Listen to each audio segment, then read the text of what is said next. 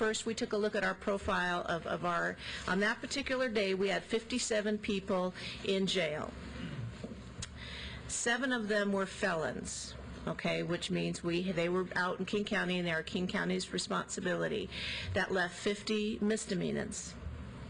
Of those, 14 were serving alternative sentencing, and that 9 were on electronic home detention. That's 28%, which is a little above the average for the use of alternative sentencing. So we are definitely using alternative sentencing here in Kirkland. 5 were on work release. Now, the thing about work release is it's a little bit of it's a trick.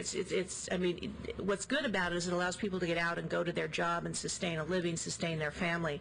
But on work release, they come back at night to the jail to sleep, and so you still need a bed for them at night. Okay, so it's a good alternative sentencing. It does not necessarily reduce the total number of beds you need at midnight on any given night. 36 persons were held on misdemeanor charges. Of those, 28 had previous felony convictions. 7 had multiple previous misdemeanors. 1 was a first-time offender.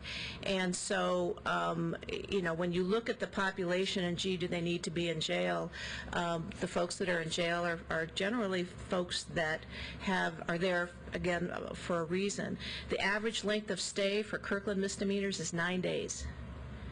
Okay, that's for all of our misdemeanors, which means most of our people are staying there very short periods of time. Look at a couple of people that happened to be in our jail that day. This person was arrested for driving while license suspended, 3rd degree.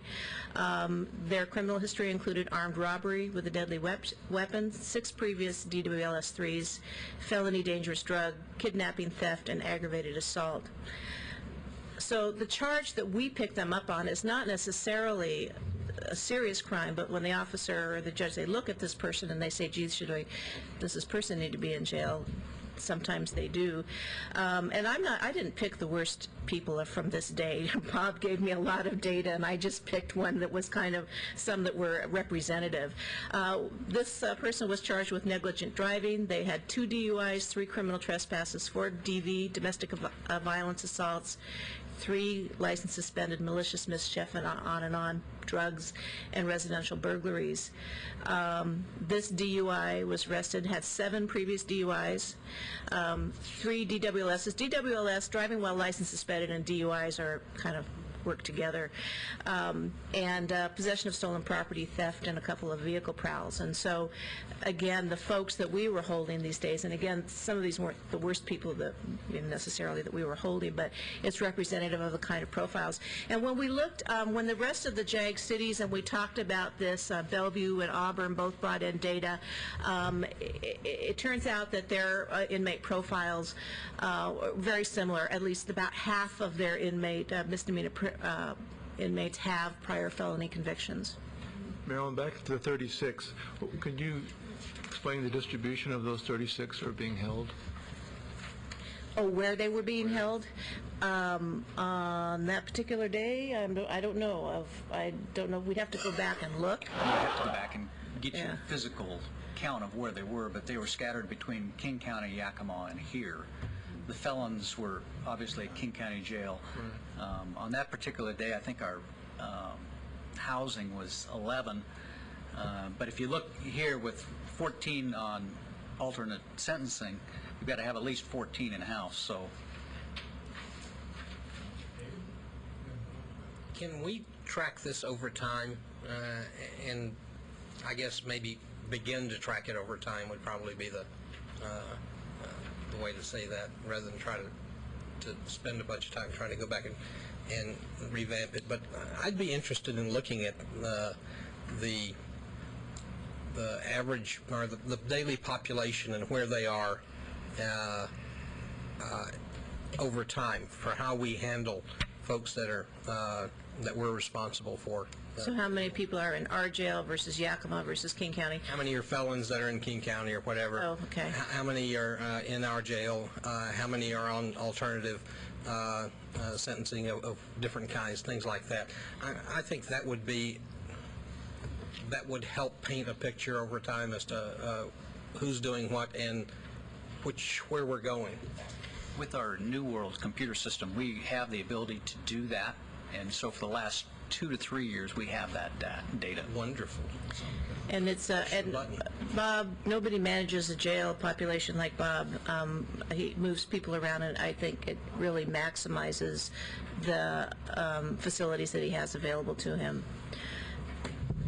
Could I just say, John? Yeah, just, I think that of all of the data that I've seen while I've been involved in this thing for, I don't know, almost a year now, I guess, this presentation and this last section is probably the most poignant and the most visible of even the number of beds that were mentioned before, the 1,420 beds, is probably not accurate if we were to really lock the people up instead of having them back out again doing these things. And that's really what the point of this is that, without the discretion of the officer who makes the arrest and the judge of whether he puts them in jail, and certainly that both that are cognizant of what the population is and what our capabilities are, it's very sobering.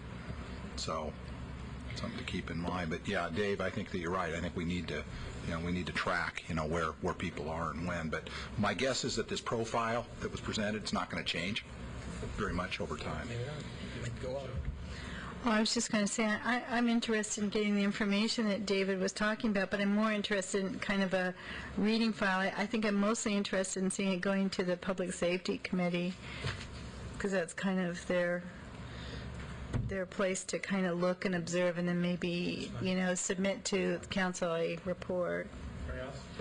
Yeah, just a question. I mean, obviously we have a lot of recidivism going on here, and it leads the question is, when people are in either King County Jail and perhaps even in our facilities, are there any programs in place to kind of help make these people better characters, or make it possible for them to not come back? That's a really good question, and that's certainly been brought up a lot. Yes, when they're when they're sentenced and they're in for any length of time. However, if you'll notice, remember the average, you don't get a program for 9 days. It's sort of a revolving door. It really is, and it's unfortunately a lot of the same folks, they get their license suspended and they keep driving. They drive to court for their hearing, and even though they're coming to court for a hearing on a suspended license.